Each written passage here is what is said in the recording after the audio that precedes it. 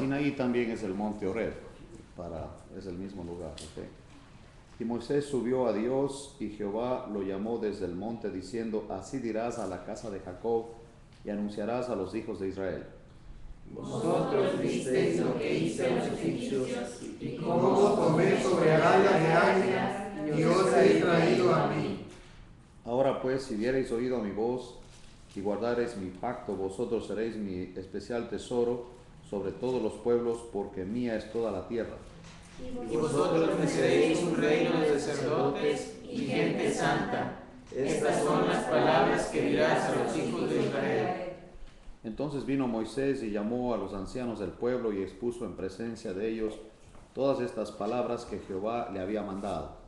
Y todo el pueblo respondió a una y dijeron, todo lo que Jehová ha dicho haremos. Y Moisés refirió a Jehová las palabras del pueblo.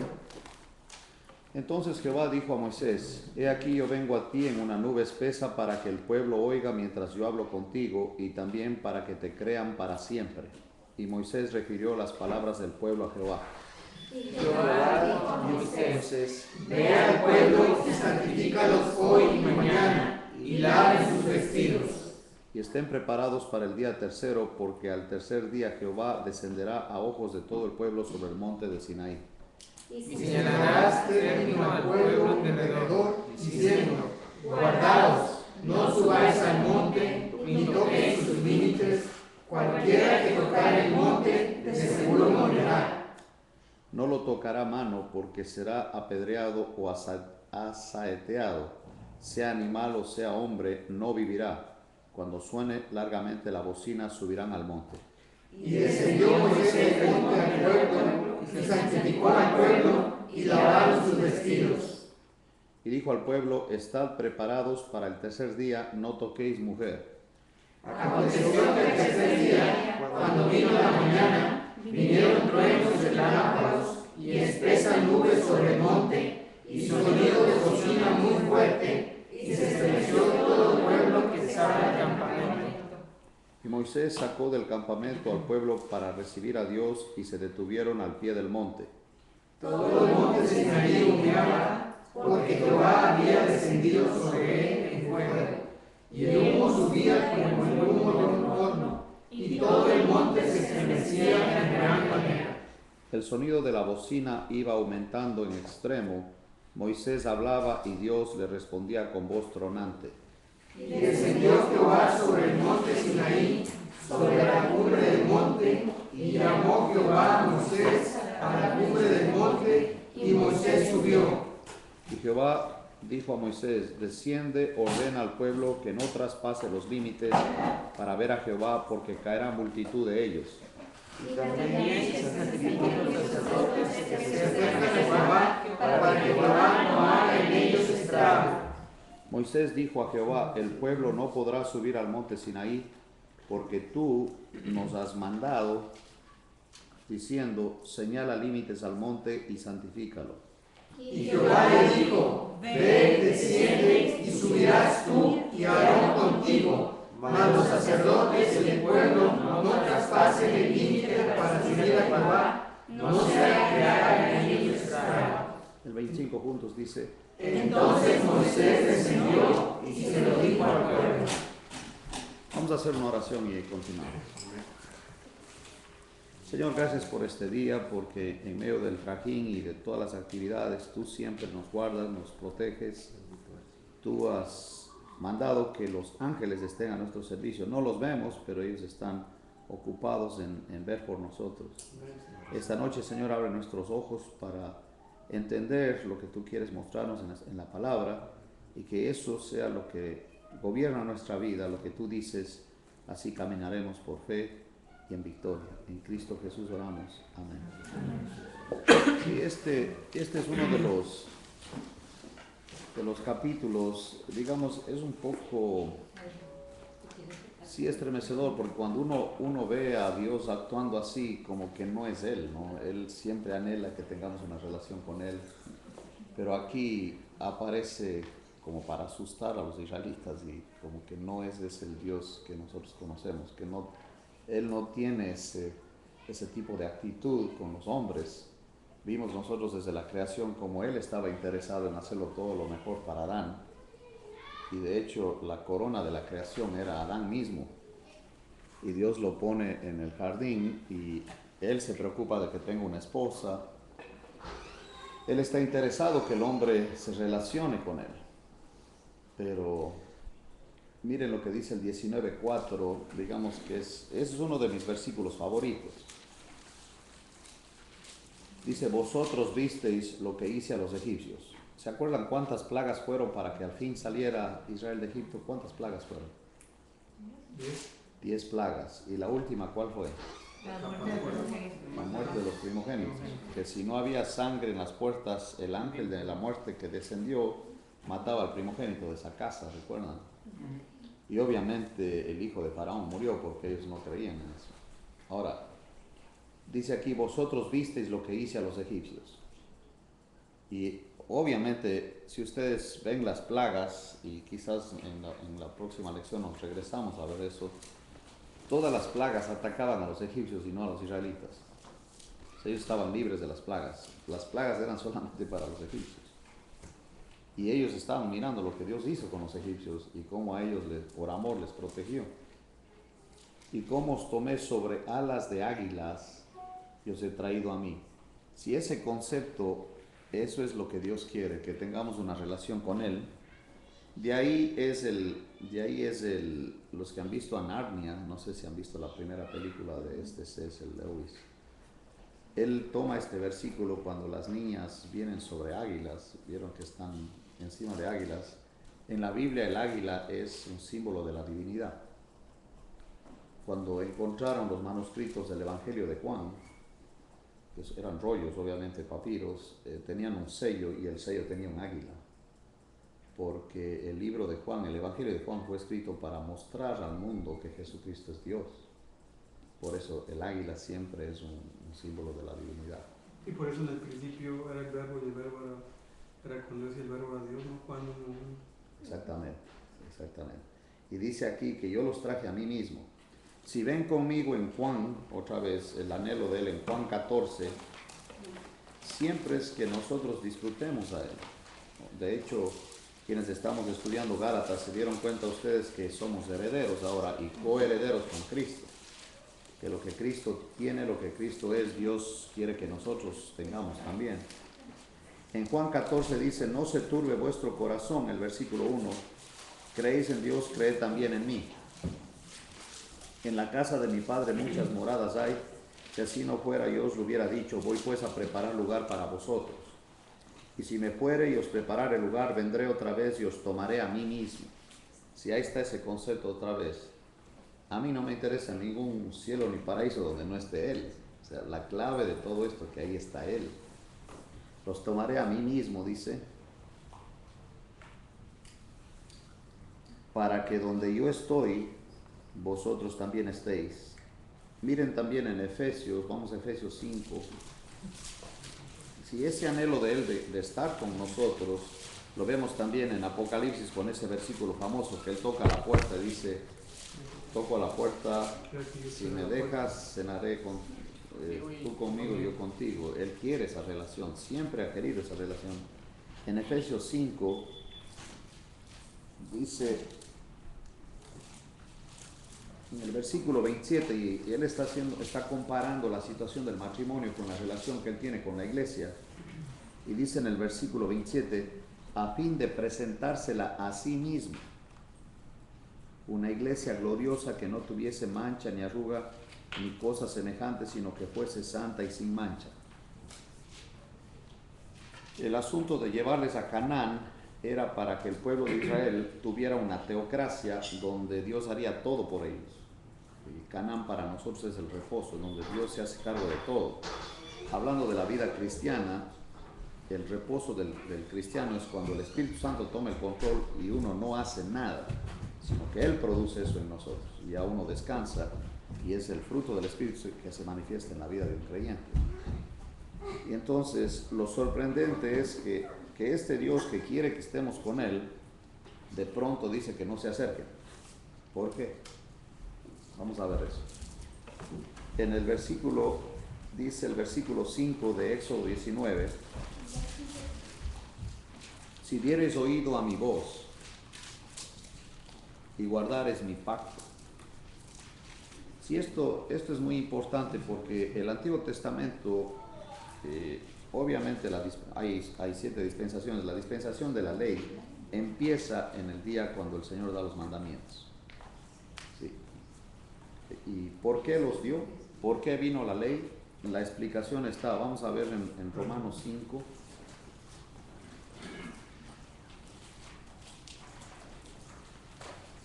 No hay ninguna persona que pueda cumplir la ley, no hay.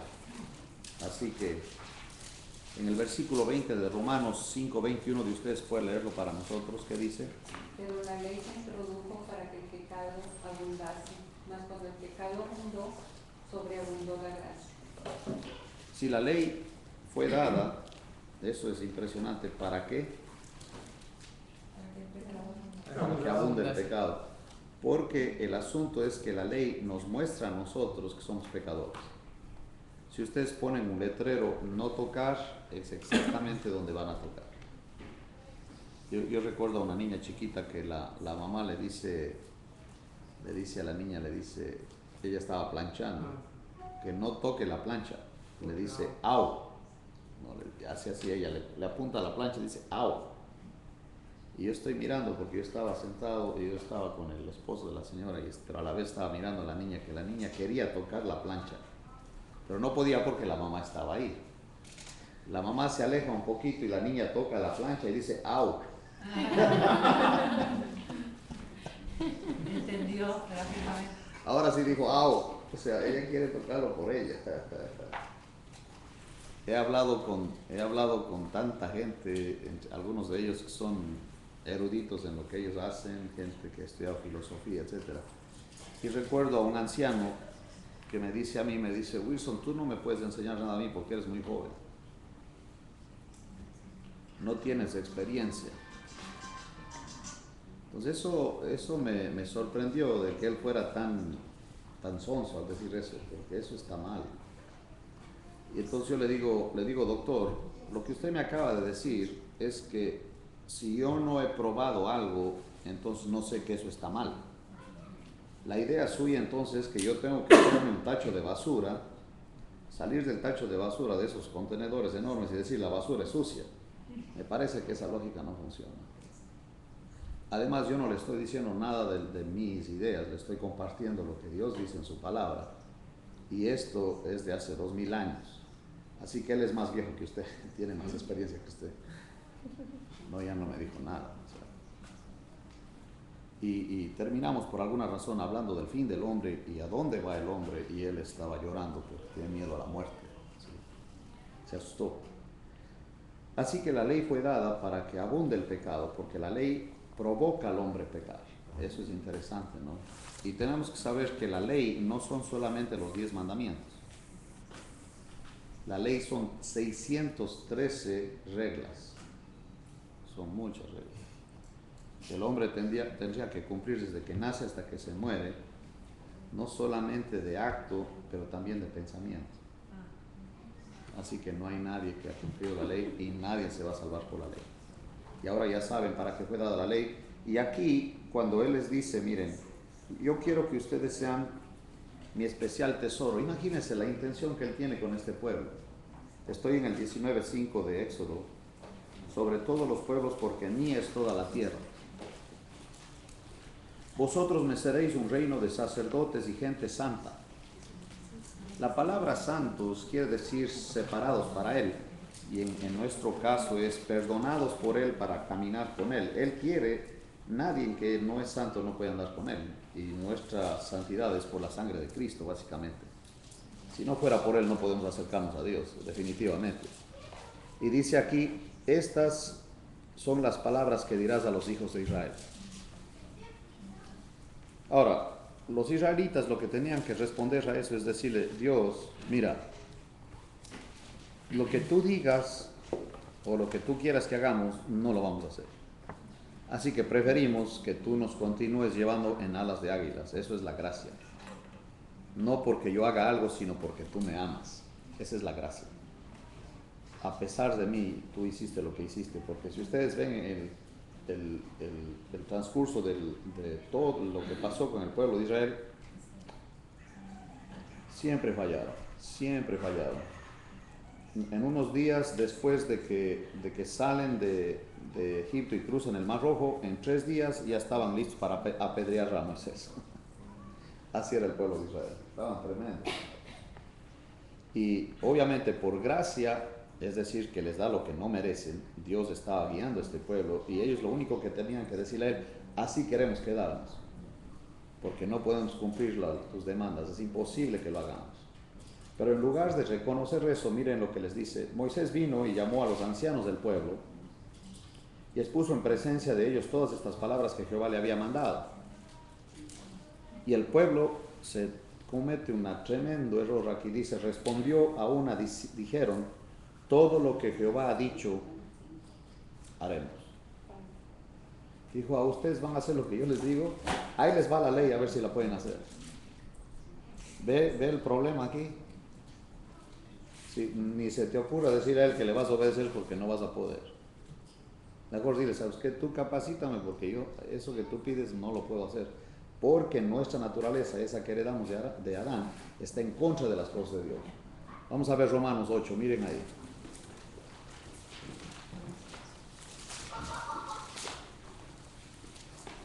Todos tenemos esta naturaleza, desde los más chiquitos hasta los más viejitos. Hasta el rey de España tiene esa naturaleza, porque le gritó al Chávez, ¿por qué no te callas? ¿Se acuerdan? Estaba enchilado y se enojó. Los reyes no deben hacer eso, o sea, deben actuar con postura. Eso de gritar, decir, ¿por qué no te callas? Que ya le sacó de quicio, ya, de plano. Okay, se enojó. Dice aquí en el versículo 5 de Romanos 8, hablando de nuestra naturaleza, uno dice, ¿y cómo sé yo si estoy caminando en la carne, es decir, en el control de esa naturaleza de Adán, o si el Espíritu me está controlando? Siempre me preguntan eso a mí, ¿cómo sé yo si ando en el Espíritu o ando en la carne? Aquí está la respuesta y es bien sencilla, dice, porque los que son de la carne piensan en las cosas de la carne. Yo nomás le pregunto, ¿y en qué estás pensando?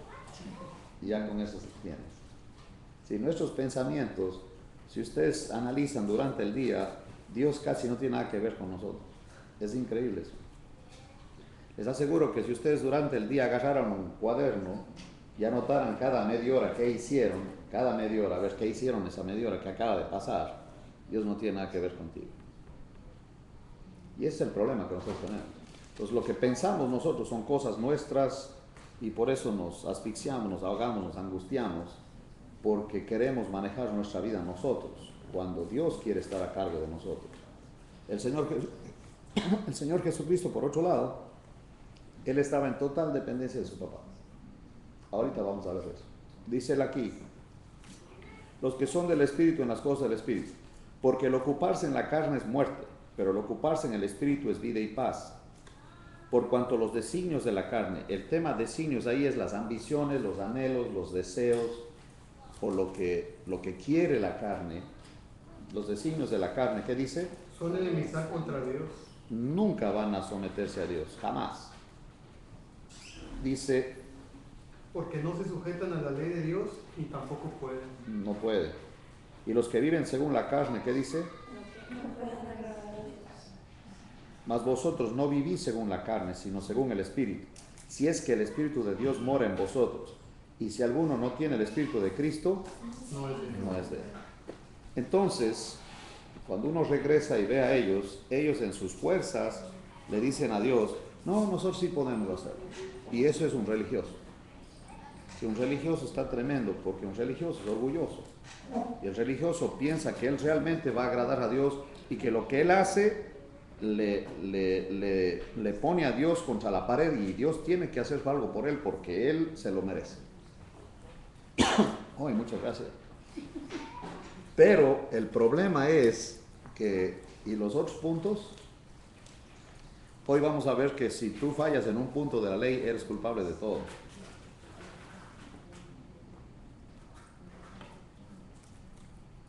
Y de hecho la palabra pecado, la definición de pecado es fallar a la ley.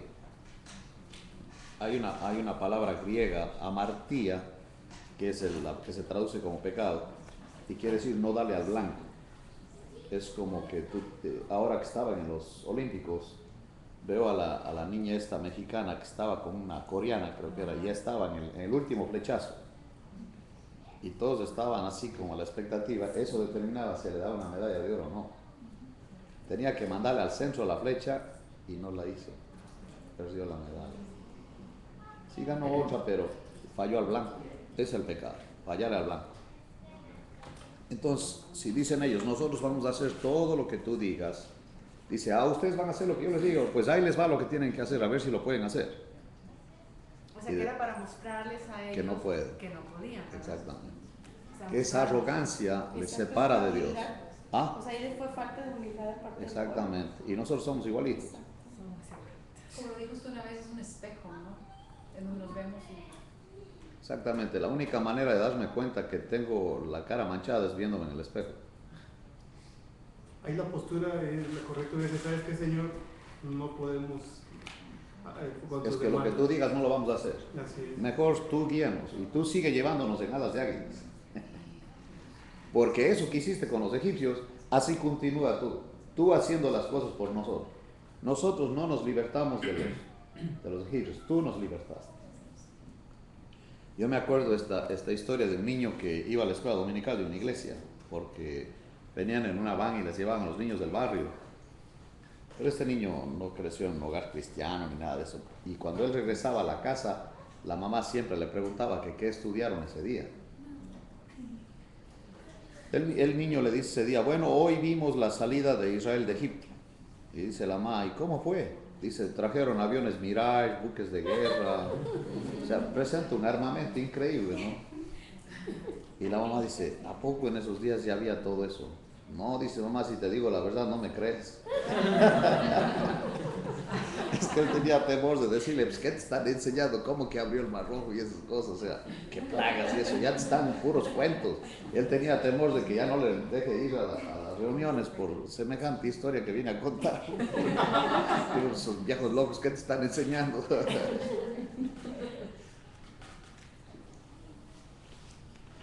Entonces, mire, y inmediatamente la reacción de Dios, hay un cambio en él que él no es así.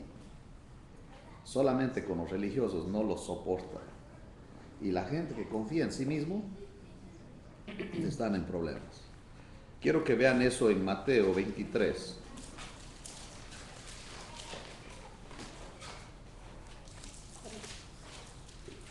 Estaba leyendo esto y un amigo mío, un ingeniero amigo mío, muy lógico él, cuando lee esto dice él, oye, eso cambia mi manera de pensar de Jesús. Yo le veía a él como una persona muy amable y todo, y con esto que está diciendo, pues qué cosa. Digo, pero eso es la reacción de él hacia la gente que se autojustifica, a la gente que se jacta cuando realmente son hipócritas, porque no hay nadie que cumpla la ley de Dios. Y peor, estos líderes religiosos que supuestamente debían llevar a la gente a Dios, estaban siendo obstáculos para que la gente viniera a Jesucristo. Y miren lo que les dice. Ustedes pueden leer todo el capítulo 23, pero dice el 14, voy a empezar en el 14, 23, 14, dice, ay de vosotros escribas y fariseos hipócritas. A nadie nos gusta que nos digan eso.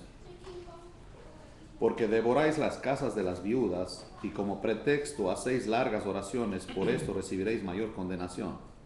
Es que estos visitan a las viudas, o visitaban a las viudas, y hacían oraciones largas hasta que llegue la hora de la comida. Y le quitaban la comida a la viuda.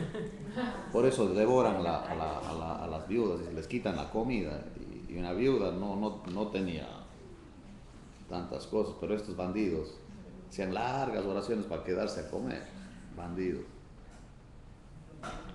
Ay de vosotros, escribas y fariseos hipócritas, dice el 15, porque recorréis mar y tierra para ser un prosélito, y una vez hecho, le hacéis 2 veces más hijo del infierno que vosotros.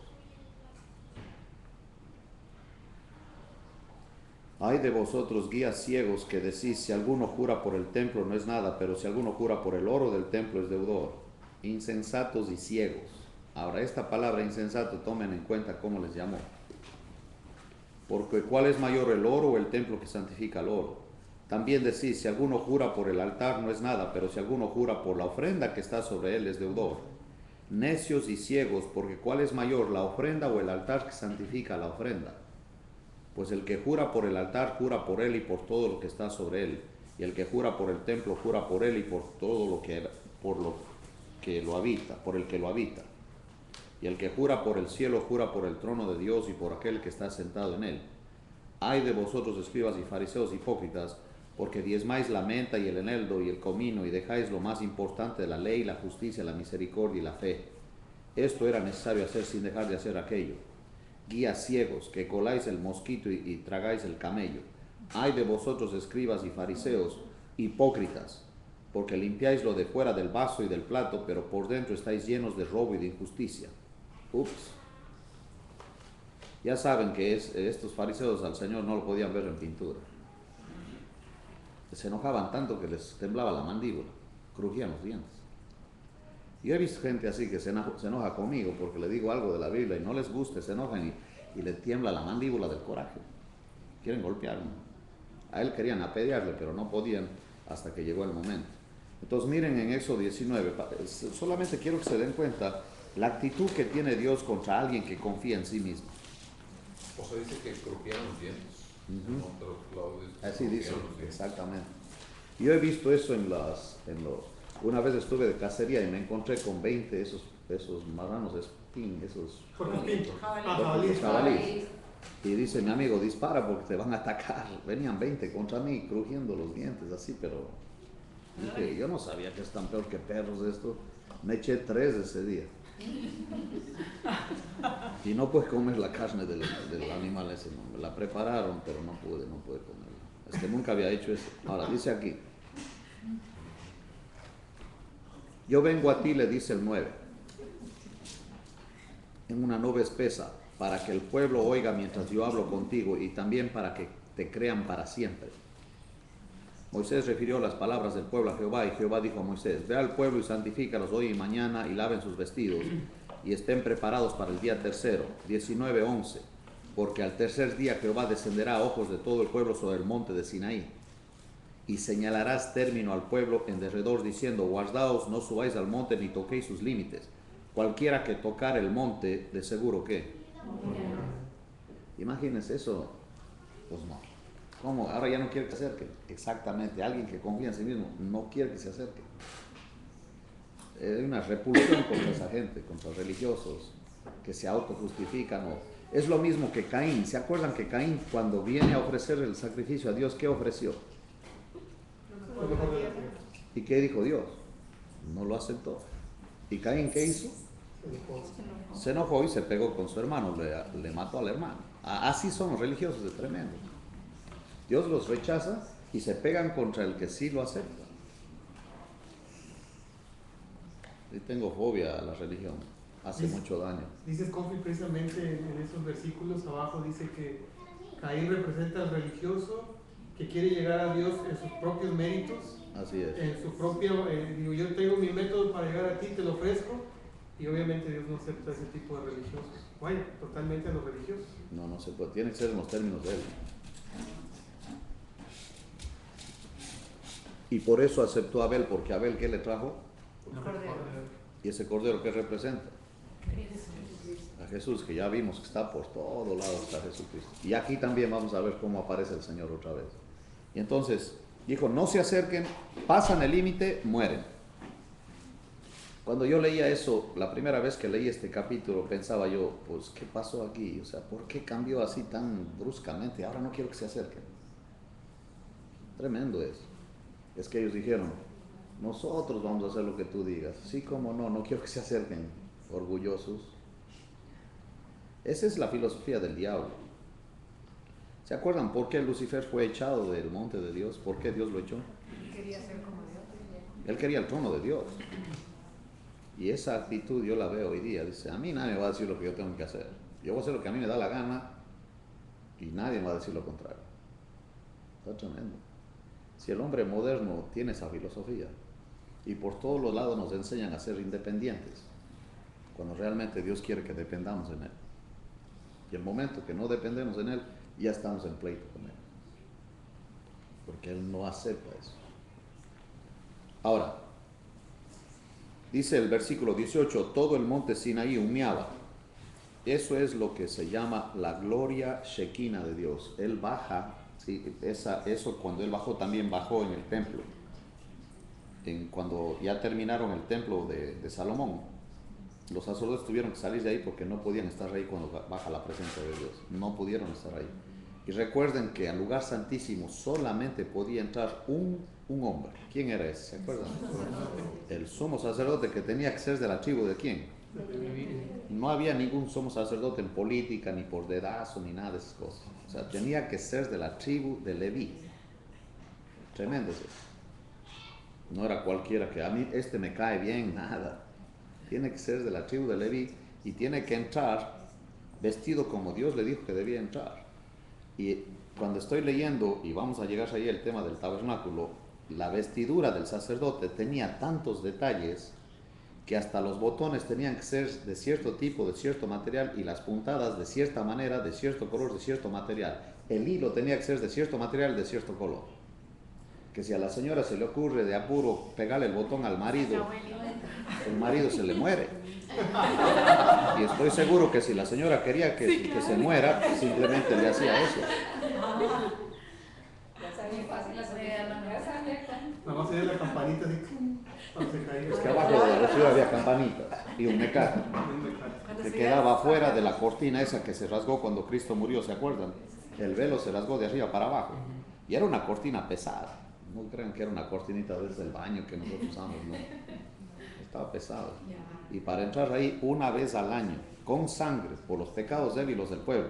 Y si Dios le aceptaba, por un año estaban protegidos los israelitas. Así era. Y cuando se veían las campanitas que caían, el costalazo. No, pues a sacar el cadáver, porque no, tenían que tirar el ¿Y cadáver. metían a otro porque todavía no les habían perdonado? No, ya no. ¿O esperar otro año? Esperar otro año. Es que hay una cosa que nosotros no conocemos al Dios de la Biblia. El Dios de la Biblia es justo. Es que no, con Él no se puede jugar. Por eso yo me quedo bajo la misericordia, porque yo de cumplir con Él no puedo. A mí me dicen, Wilson, pórtate bien. Digo, no quiero, no puedo, no me interesa, no me da la gana, no lo voy a hacer. Dice, nomás era un decir. Digo, sí, pero me estás mandando a ser religioso. Y religioso no quiero ser. Si es que, ¿cómo va a poder yo cumplir? No puedo. Mejor me quedo que Dios haga la obra en mi vida. Y, Señor, me quedo ahí en tu gracia y que tú obres en mí. Que tu Espíritu Santo produzca en mí lo que Él va a hacer, el fruto del Espíritu. ¿Recuerdan eso? Que yo no puedo producir eso. Si hay un cristianismo que te está llenando de reglas a ti para que tú las cumplas, y ya te mandaron a la guerra encuerado. En serio. Imagínense un soldado en medio disparo y todo, y encuerado. Eso es muerte segura, quiero decir. Ya te asesinaron. Porque no es por ahí. Además, Jesús nunca pidió nada si no es por el Espíritu Santo. Miren en Hechos.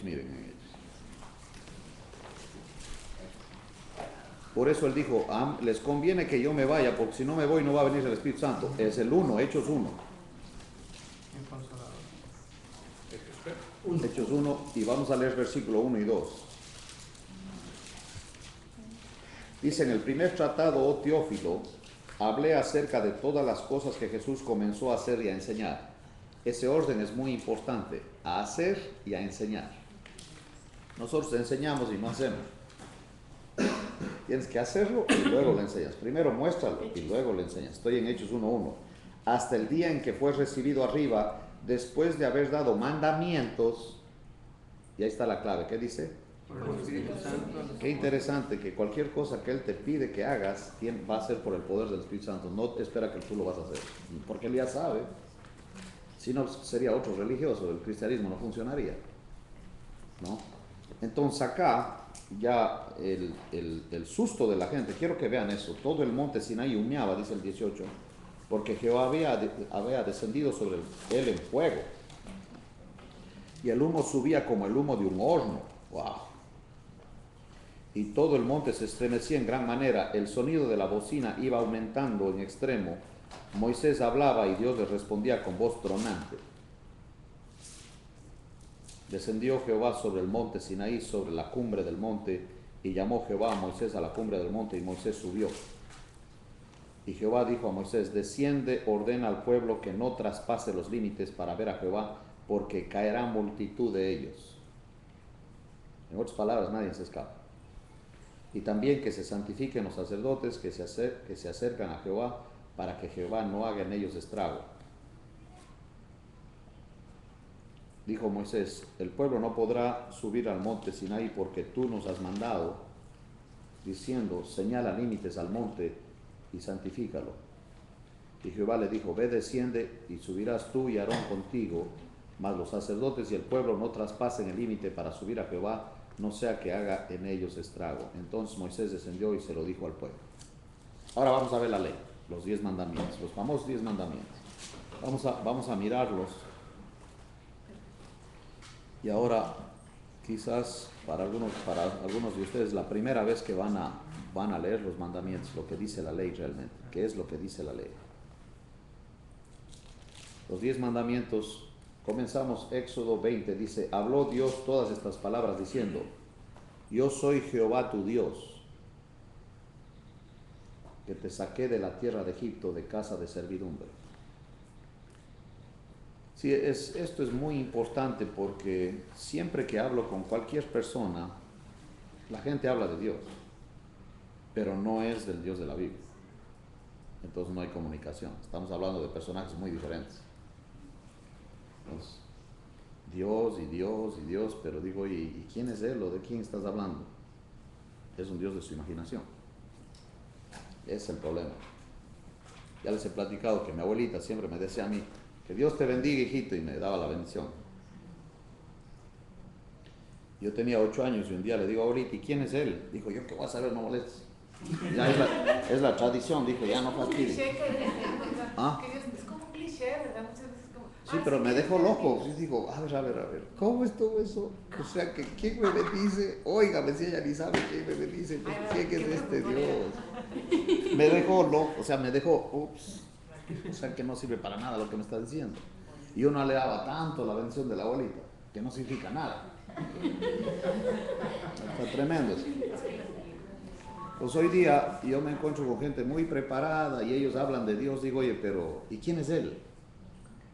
Porque detrás del nombre hay una persona, ¿no? No saben de quién están hablando. Entonces ese es el problema hoy día. Aquí por eso Él dice, y Él se identifica, dice: yo soy Jehová tu Dios, que te saqué de la tierra de Egipto. Si por si acaso no sabes quién fue el que te sacó, fui yo. El que hizo todas esas proezas, ese soy yo. ¿Y por qué haces eso? Para que no tengan la menor duda de quién es el que está dando los mandamientos. ¿Me entienden? Ok. No tendrás dioses ajenos delante de mí. Dios no permite que nadie o nada tome su lugar. Miren Isaías 45:5. Cuando uno lo conoce a Él, dijo: yo mejor con Él no me meto. Yo a Él no le voy a hacer enojar, ni mucho menos porque no. 45:5.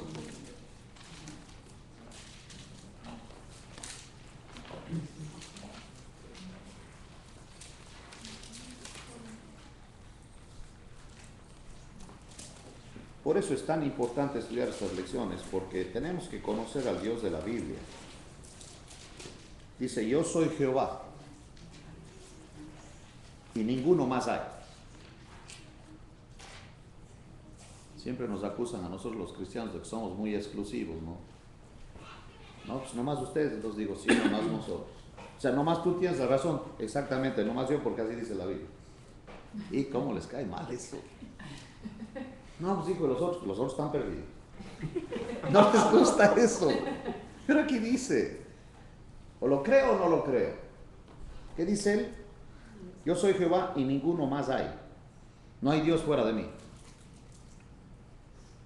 Yo te enseñaré, aunque tú no me conociste. No hay otro. ¿Está claro o no está claro?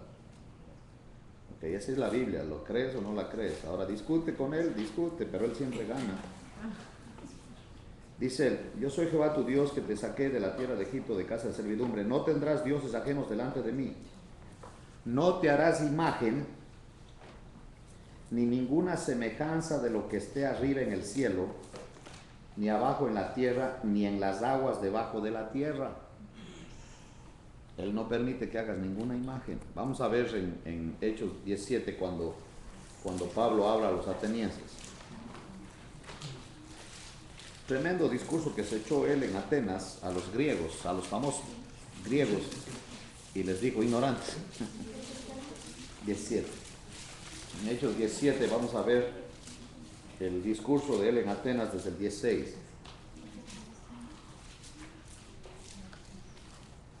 Mientras Pablo los esperaba en Atenas, su espíritu se enardecía viendo la ciudad entregada a la idolatría.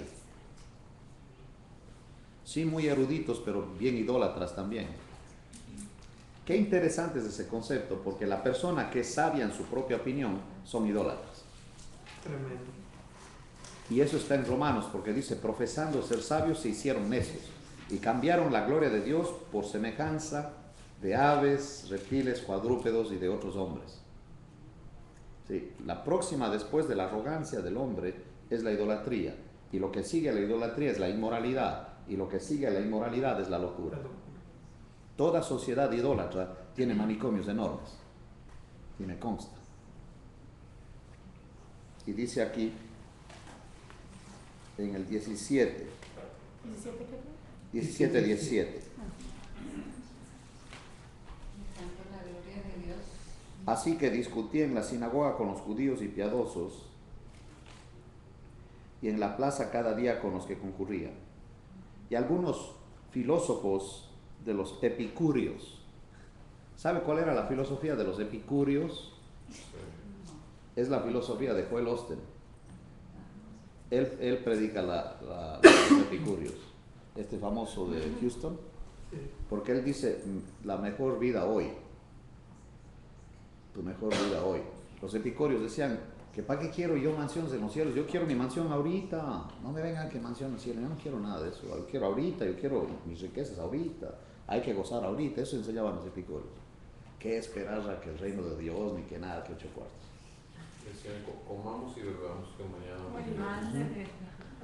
Exactamente, esos eran los epicúreos. Hay algunos epicúreos que yo conozco.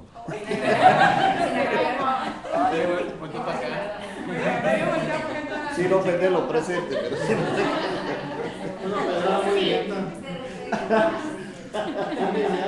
Nos va a tomar lista. Ya llegaron los epicúreos.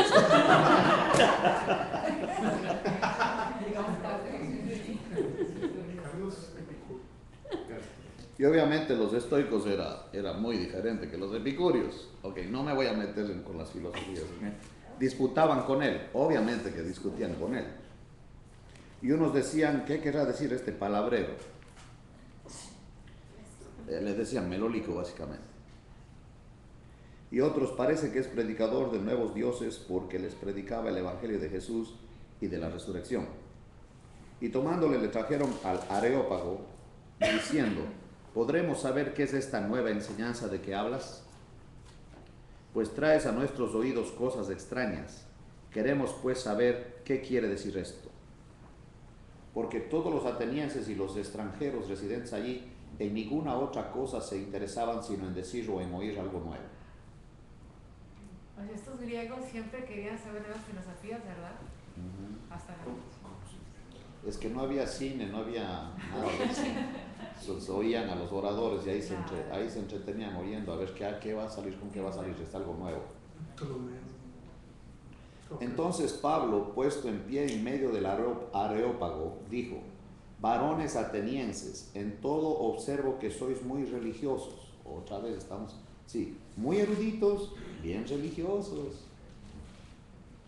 Porque pasando y mirando vuestros santuarios, hallé también un altar en el cual estaba esta inscripción: al Dios no conocido, al que vosotros adoráis pues sin conocerle, es a quien yo os anuncio. ¿Pueden ustedes imaginar la cara de los atenienses oyéndole a Pablo? ¿Qué? Ahora resulta que este le conoce al que nosotros no le conocemos. Está loco usted. ¿Cómo es que se llama este? Judío. El demonio se dijo que lo conocía. Tremendo, ¿no? No, yo cuando leo esto me pongo a imaginar, digo, qué bárbaro. Ya saben ustedes la atención que le tenemos a Teresa, ¿qué le pasa a este? O sea que ahora resulta que nosotros somos los ignorantes y él es el que lo conoce. Los dijo ignorantes de frente. Y más abajo los llamo ignorantes. Vamos a ver eso. Ahora dice él, el Dios que hizo el mundo y todas las cosas que en él hay, siendo Señor del cielo y de la tierra, que quiere decir el dueño de todo, no habita en templos hechos por manos humanas. Ups. Ahí estaba el Partenón. ¿Y ahora? ¿Y ahora qué hacemos con el templo de los judíos? Esa declaración es potente. ¿Qué hacemos con las catedrales, incluyendo la catedral de cristal? Ni es honrado por manos de hombres, como si necesitase de algo, pues Él es quien da a todos vida y aliento y todas las cosas.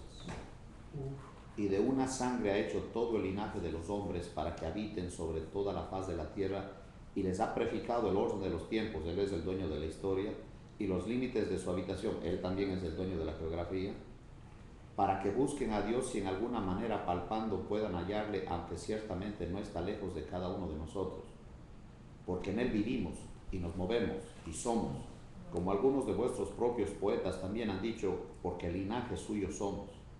Siendo pues linaje de Dios, no debemos pensar que la divinidad sea semejante a oro o plata o piedra de escultura de arte y de imaginación de hombres.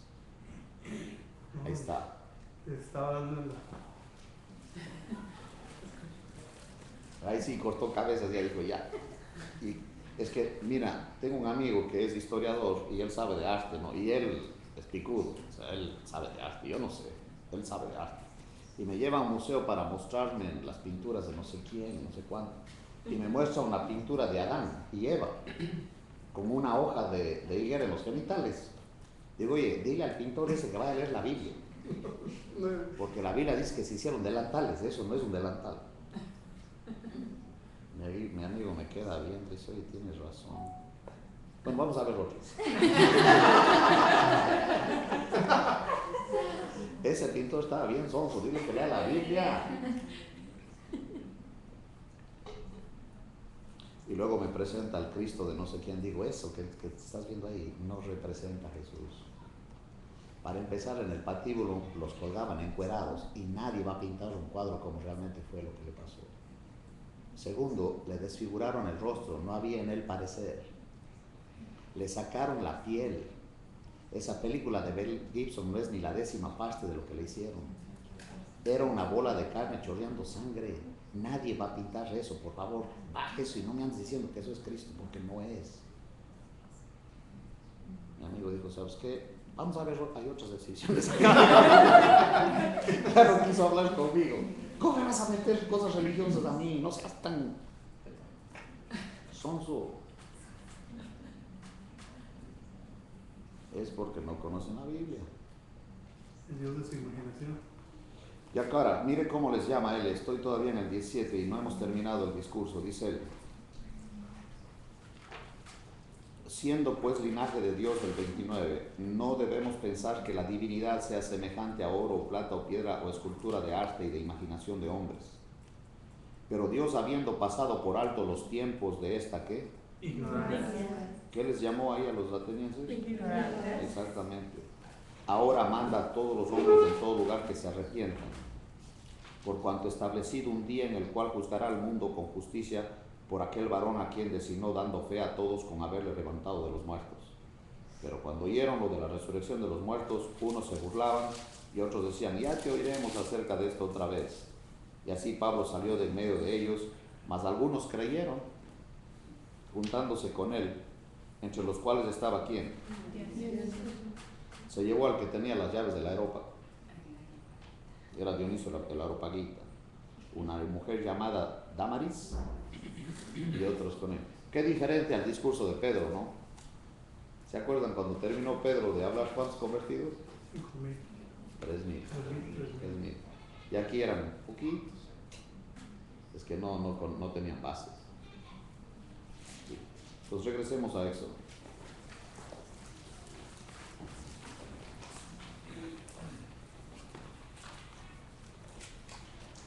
No te harás imagen, dice el 24, ni ninguna semejanza de lo que está arriba en el cielo, ni abajo en la tierra, ni en las aguas debajo de la tierra. No te inclinarás a ellas, ni las honrarás. Ups. Ahí sí que nos acabó con las tradiciones, que como ustedes no tienen idea de... Si yo le leo esto a mi abuelita, de seguro se pone a llorar. ¿Qué? No te inclinarás a ellas, ni las honrarás, porque yo soy Jehová tu Dios, fuerte, celoso, que visito la maldad de los padres sobre los hijos hasta la tercera y cuarta generación de los que me aborrecen. Sí, uno de los grandes pesares que tengo yo, porque ya ven que ustedes, yo voy todos los domingos a Monterrey y sé lo que pasa aquí al lado, al otro lado. No es solamente lo que todos los crímenes y todo de ahorita, sino que eso va hasta la cuarta generación. Ese es el problema. Porque los hijos crecen y quieren vengarse de los que hicieron un daño a sus padres, y eso va hasta la cuarta generación. Eso tardará mucho en parar eso, mucho tiempo. Hay hombres que dicen, no, pues es mi vida, yo puedo hacer lo que a mí me da la gana. Digo, eso va a afectar a tus bisnietos, hombre, no tienes idea de lo que estás haciendo. Tus bisnietos van a hacer lo mismo que tú haces. Y no entienden. ¿Cómo se acaba esa maldición? Porque esta es una maldición. Miren conmigo en Gálatas 3. Bendita la obra de Cristo que nos libró de esa maldición. Yo no tengo que hacer los mismos pecados de mi bisabuelo y abuelo y mi papá. Ya no. Porque se acabó eso. Dice en Gálatas 3 y el versículo 13. 3:13 dice, Cristo nos redimió. Él nos libró, nos sacó de esa maldición. El redimir es pagar el precio para que esa maldición ya no me haga nada a mí. Cristo nos redimió de la maldición de la ley, hecho por nosotros maldición, porque está escrito, maldito todo el que es colgado en un madero. Ahí él llevó la maldición que estaba sobre mí. Ya estoy libre, gracias a Dios. Eso es poderoso, ¿eh? Y dice el 6, y hago misericordia a millares a los que me aman y guardan mis mandamientos. No tomarás el nombre de Jehová tu Dios en vano, porque no dará por inocente Jehová al que tomare su nombre en vano. ¿Aquí qué quiere decir? Simplemente usar el nombre de él,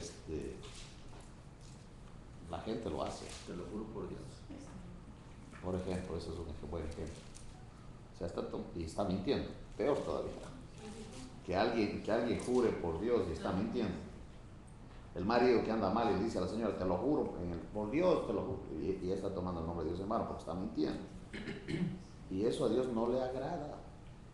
Que metan el nombre de él, y yo veo, por ejemplo, el nombre de Jesús, cómo lo usan, es increíble. Nunca dicen, cuando alguien se asusta, lo que se dice, Alá, no dicen así, sino nombran el nombre de Jesús. ¿Ya no entendiste lo que estoy diciendo? Siempre tomamos el nombre de él en vano. No debes hacer eso. Así que ya cálmate y no hagas eso. A Dios no le gusta eso. O sea, es tomarlo a la ligera. Ya. O sea, puede ser chistes. Eso es peor todavía. Eso es peor. Sí, cuando uno le conoce a él, como dice él, uno de pronto dice, sabes que yo no sabía esas cosas. Y ahí de pronto dijo, no, pues ya, no lo voy a hacer. Si a él no le gusta, yo no voy a hacer eso. Hermano Wilson, para dejar un poquito claro, igual yo tardé mucho en entenderlo. Sabemos que Cristo nos libertó de la ley. De la maldición de la ley. De la maldición de la ley. Más, ¿cómo aplicamos, ahorita que estamos bajo la gracia, cómo es que tomamos los mandamientos como qué? como una ¿Qué guía. parte tienen para nosotros? Sí. Ya, esa es una buena pregunta, porque hay quienes dicen, y hay un grupo de teólogos que enseñan que sí, que Jesucristo nos justifica con su muerte y estamos muertos a la ley, pero ellos enseñan que ahora el Espíritu Santo nos da el poder para guardar la ley. Eso no es verdad, porque hemos muerto a la ley. O sea, la ley no tiene nada que ver con nosotros. Ahora el Espíritu Santo produce la vida de Cristo en nosotros. Y Pablo, explicando de eso, y lo vamos a ver en Gálatas, porque ese es el tema de Gálatas, dice que la ley se reduce al amar al prójimo. Y el que ama no adultera, etc. Pero eso solamente lo produce el Espíritu Santo. Y es que yo no voy a guardar la ley porque no puedo. Simplemente el Espíritu Santo ahora me tiene en otro sistema, en donde ya no es por la ley, sino por el poder de Él y la vida de Cristo manifestándose en mí. Ya no estamos bajo la ley. Y ni voy a intentar guardar ningún mandamiento porque no estoy bajo la ley ya. Vamos a ver esos versículos. En Romanos 6:14, miren lo que dice.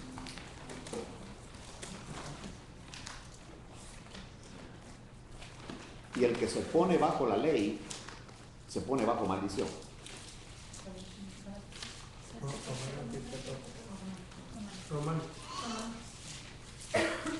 Romanos 6:14. Uno de ustedes puede leerlo. Porque el pecado no se enseñoreará de vosotros, pues no estáis bajo la ley, sino bajo la gracia.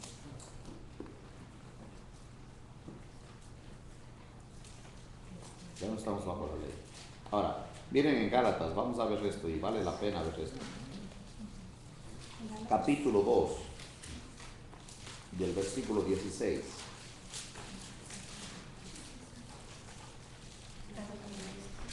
Uno de ustedes puede leerlo. ¿Qué dice? Sabiendo que el hombre no es justificado por las obras de la ley, sino por la fe de Jesucristo, nosotros también hemos creído en Jesucristo para ser justificados por la fe de Cristo y no por las obras de la ley, por cuanto por las obras de la ley nadie será justificado. O sea, nadie se salva por guardar la ley, es por fe en Cristo, por creer a la obra de Cristo. Entonces ahora viene la pregunta, y la pregunta que Pablo hace en Gálatas 3:19 es, y él contesta esa pregunta. En Gálatas 3:19 dice, entonces ¿para qué sirve la ley?